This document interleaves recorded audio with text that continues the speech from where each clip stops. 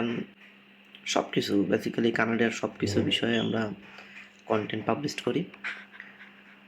Canada info জোনের জন্ম আসলে 2025 সালের প্রথম দিকে। কানাডা ইনফো জোন ইউটিউব চ্যানেলের জন্ম হলো জানুয়ারির 8, 2026। আর কানাডার ওয়েবসাইটের জন্ম আরও আগে 25 সালে।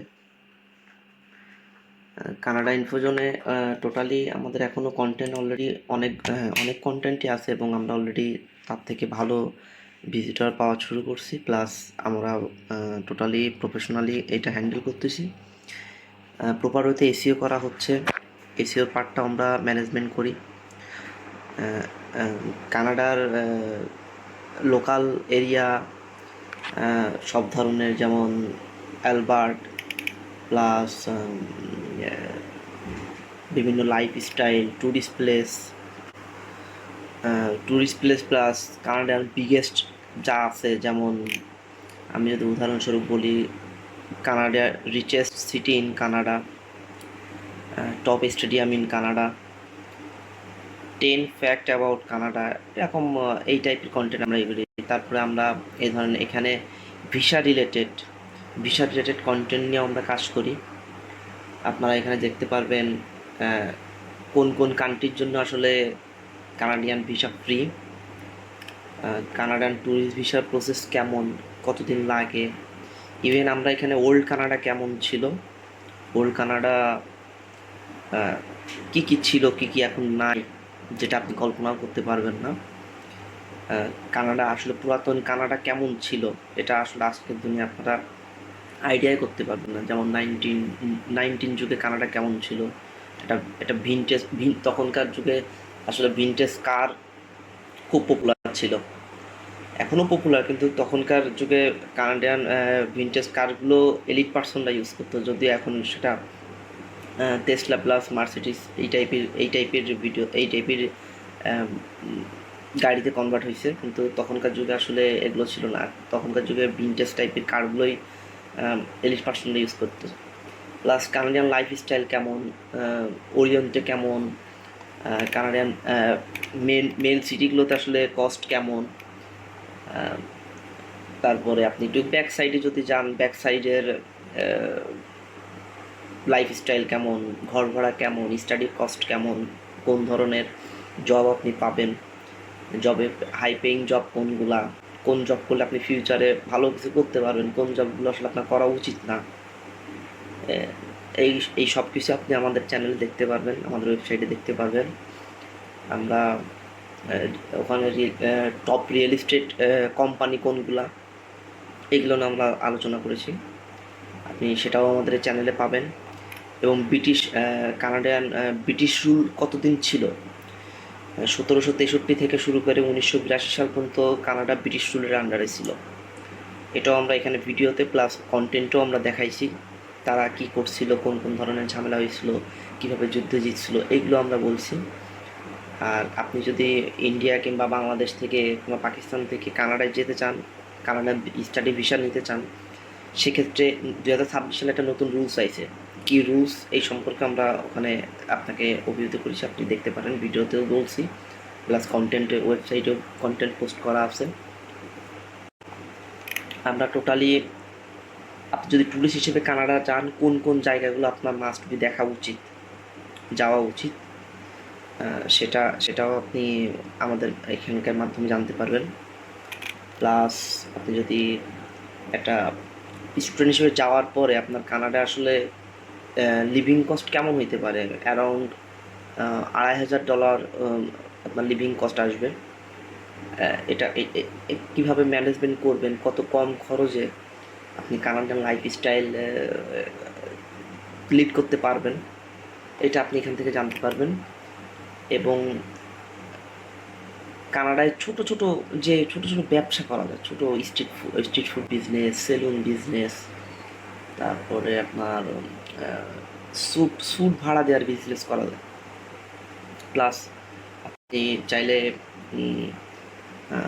অন ফোন কিছু বিজনেস করা যায়, সার্ভিস টাইপের, যেমন প্লাম্বিংয়ে এদের অনেক কল আসে, এদের কলগুলো আপনি পার্সোনালি তাদের অ্যাসিস্ট্যান্ট হিসেবে পার্ট টাইম জব হিসেবে আপনার নাম, আপনার কাছে তাদের ফোন দেওয়া থাকবে, আপনি সেই ফোনটা রিসিভ করে আপনি as a customer service, Canadian customer service হিসেবে আপনি সার্ভিসটা দিতে পারবেন। এটাও অনেক পপুলার, কারণ ওখানে ম্যাক্সিমাম সার্ভিসগুলাই ফোনের উপর ডিপেন্ডেড।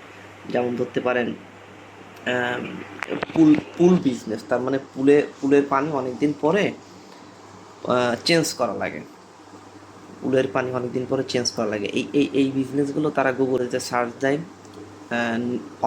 নেয়ার যেগুলো পাই, কাছের যাদের নাম্বার পাই গুগল ম্যাপসে, তাদেরকে কল দিয়ে তাদেরকে অর্ডার দেওয়া হয় কিংবা সার্ভিসটা প্রোভাইড করতে বলা হয়। এর জন্য অনেক ফোন আসে, ফোন কলগুলো সার্ভিস দেওয়া লাগে। আর আপনি ব্রিটিশ কলম্বিয়ার ইউনিভার্সিটি কোনগুলা, তাদের লিস্ট কেমন, তাদের ওভারভিউ কেমন, তাদের কোর্সের স্কলারশিপ কত টাকা পাওয়া যায় না যায়, এই সম্পর্কে আমরা ভিডিও প্রোভাইড করছি, প্লাস ইনফরমেশন দিচ্ছি। শুধু তা না, আমরা আপনি কানাডিয়ান ট্যাক্স ভ্যাট কত, কোন কোন এরিয়াতে কানাডিয়ান ট্যাক্স ভ্যাট কত, এর জন্য আমাদের নিজস্ব একটা টুলস আছে, ট্যাক্স টুলস বলে এটাকে, কানাডিয়ান ট্যাক্স টুল। আমরা কানাডিয়ান ট্যাক্স টুলও আমাদের ওয়েবসাইটে প্রোভাইড করতেছি। আপনি ইচ্ছা করলে আপনি কত টাকা ইনকাম করেন, কী কাজ করেন, এটা আপনি ওখানে সাবমিট করলে আপনার অটোমেটিকলি আপনার বাৎসরিক মান্থলি ট্যাক্স কত আসে এটা আপনাকে ওই টুলস আপনাকে জানাই দেবেন, এবং এটা লেটেস্ট আপডেট সহ। প্লাস আপনি এখানকার আমরা ওয়ার্কিং ভিসা নিয়েও কাজ করছি। কানাডিয়ান ওয়ার্কিং ভিসাগুলো কতদিন লাগতে পারে, কিভাবে অ্যাপ্লাই করবেন, কিভাবে সঠিক ওয়েতে অ্যাপ্লাই করা যায়, এগুলো সম্পর্কে ইনফরমেশন দিই। আর কানাডিয়ান কিছু ব্র্যান্ড আছে যেগুলো পুরনো ব্র্যান্ড, পুরনো প্রোডাক্ট বর্তমানে নাই, বর্তমানে সেটা অফ হয়ে গেছে, হারাই গেছে। যেমন ইয়েটোনস, কিছু রেকর্ডম্যান বলে একটা কোম্পানি ছিল যেটা ডিস্ক, গানের ডিস্ক কিংবা মুভির ডিস্ক সেল করতো, যেটা এখন টোটালি এই অনলাইন যুগে এসে হারাই গেছে, এখন আর নাই। এগুলো সম্পর্কে আমরা ইনফরমেশন দিচ্ছি। এবং কানাডিয়ান মানুষ এক ধরনের কিছু ব্র্যান্ডেড ক্যান্ডি ছিল, বাংলাদেশে বলতে গেলে সেগুলো ব্র্যান্ডেড চকলেট বলা যায়। এখন সেই চকলেটগুলো হারাই গেছে, সেই ব্র্যান্ডগুলো হারাই গেছে। কানাডিয়ান ফ্যাশন কেমন, 19 যুগের ফ্যাশন কেমন ছিল, ওল্ড ভিন্টেজ যুগের ফ্যাশন কেমন ছিল কানাডিয়ান, বর্তমান যুগে কেমন, এটা নিয়ে আলোচনা করছি। কানাডিয়ান স্কুলে কেমন ছিল, পড়াশোনার স্টাইল কেমন ছিল, এখন কেমন, পূর্বে কেমন ছিল, কী কী চেঞ্জ হয়েছে, কী কী আগে ছিল এখন নাই, কেন ওরা এত উন্নত, এগুলো নিয়ে কথা বলছি। এবং তখন আমাদের দেশে যেমন কি বলে এটা, দুধ দেয় যাদের, কি বলে ঘোষ, আমাদের এখানে যেমন ঘোষেরা দুধ দেয়, কানাডিয়ান সিস্টেমও ছিল। ঘোষেরা দুধ এক জায়গায় নির্দিষ্ট একটা মার্কেট ছিল, ওই মার্কেটে যে আপনার বালতিতে করে কিংবা একটা নির্দিষ্ট পাত্র ছিল, পাত্রতে করে সকালবেলা বসতো আসলে দুধ নিয়ে, এবং কানাডিয়ান মানুষজনও আমাদের এখানকার মতো লোকাল এরিয়ার ভিতরে মতো দুধ কিনতো ওদের কাছ থেকে। প্লাস কানাডিয়ান আসলে 19 যুগে যারা ছিল, যারা ওল্ড যুগে ছিল, তাদের আসলে কি ড্রিম ছিল তখনকার, যে আমাদের একটা গাড়ি হবে এমন, আমাদের একটা বাড়ি হবে এমন, এই যে স্বপ্ন, তখনকার যুগের স্বপ্ন আর এখনকার যুগের মানুষের স্বপ্ন তো এক না। এখনকার মানুষজন স্বপ্ন দেখে আসলে আমার একটা প্রাইভেট জেট হবে, কিন্তু তখনকার যুগে মানুষ আসলে স্বপ্ন দেখতো না আমার একটা ভিনটেজ বাড়ি হবে, ভিনটেজ গাড়ি হবে। তখনকার যুগে এইগুলো ছিল। কানাডিয়ান হাইওয়েগুলো অন্যরকম, আমাদের দেশের মতো না। কানাডিয়ান হাইওয়েগুলো কেমন, কানাডিয়ান হাইওয়েগুলো অনেকটা আমাদের দেশের পাহাড়ি অঞ্চলের হাইওয়ের মতো, অনেক একদম নিট অ্যান্ড ক্লিন,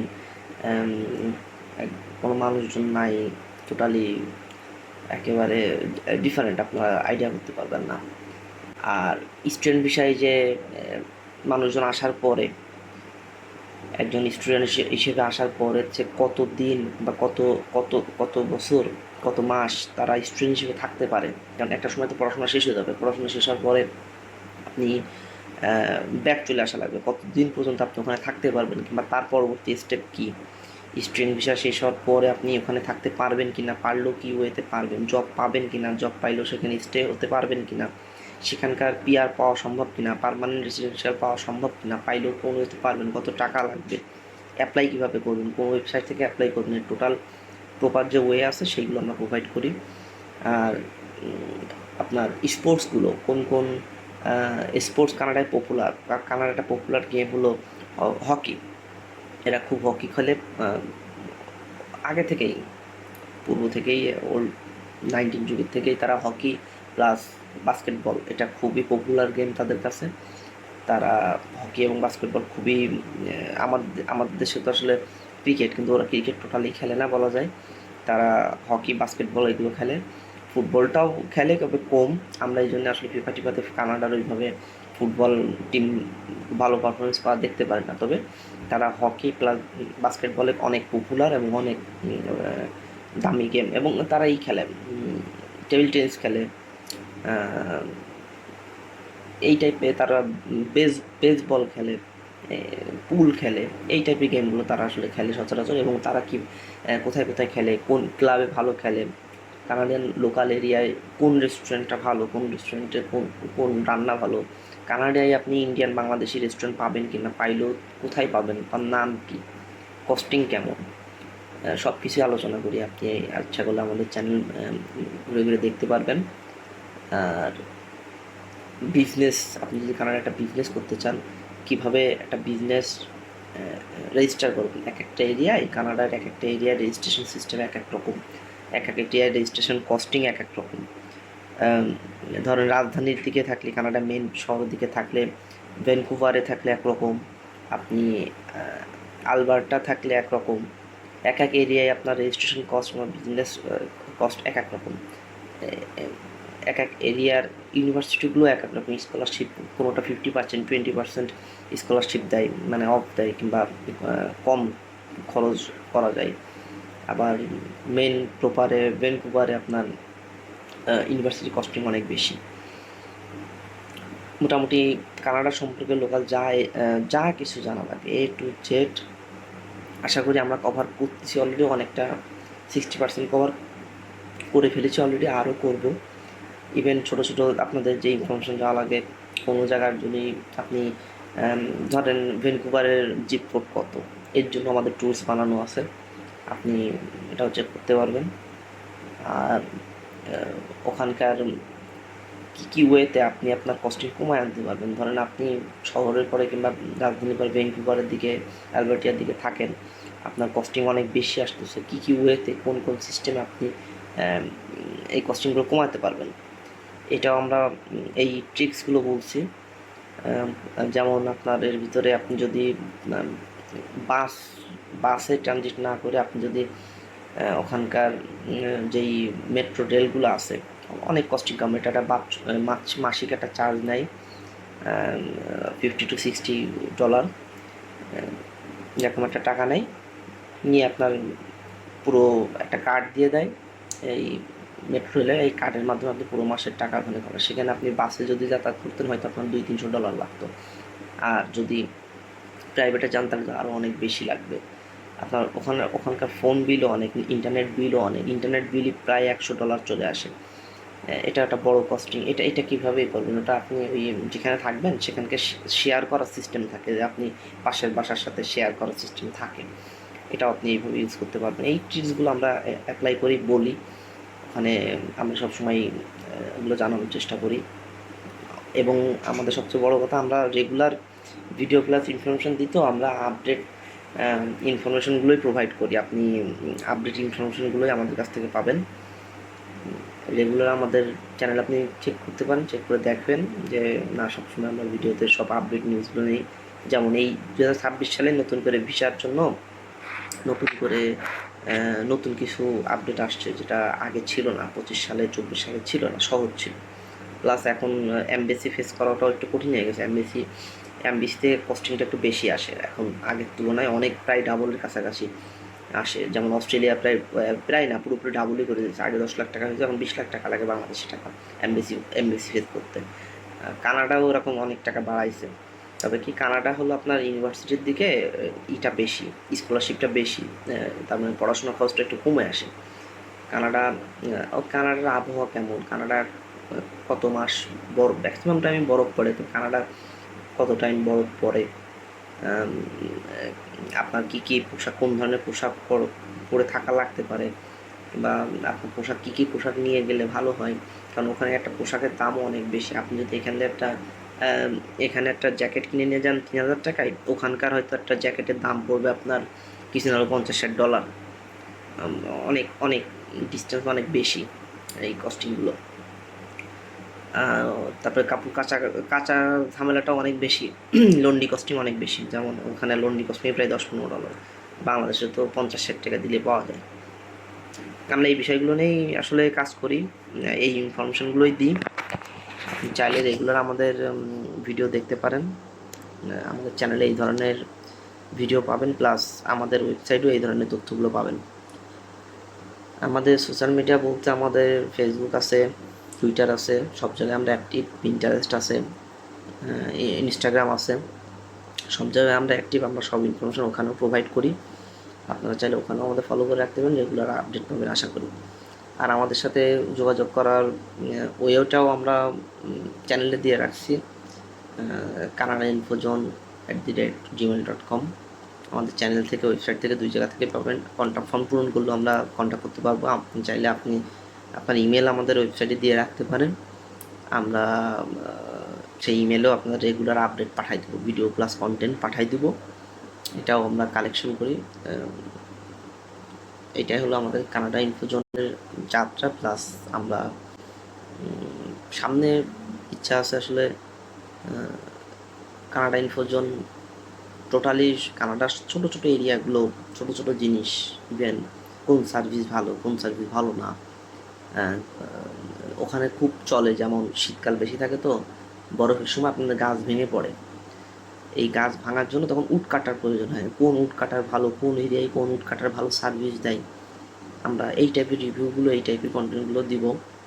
আমরা প্রোডাক্ট বেজ রিভিউতে আসলে আসার ইচ্ছা নাই। আমরা সার্ভিসগুলোই আমরা ওখানে, কারণ আপনি হঠাৎ করে নতুন করে যেয়ে এই সার্ভিসগুলো চিনতে পারবেন না, কোন সার্ভিস ভালো কোন সার্ভিস খারাপ। এটা আসলে কঠিন ব্যাপার। এই তো কানাডা ইনফোজন নিয়ে আপাতত এই ইনফরমেশন। আরও কিছু ইনফরমেশন হয়তো সামনে আসবে, আমরা আপনাদেরকে জানাই দেবো। Thank you.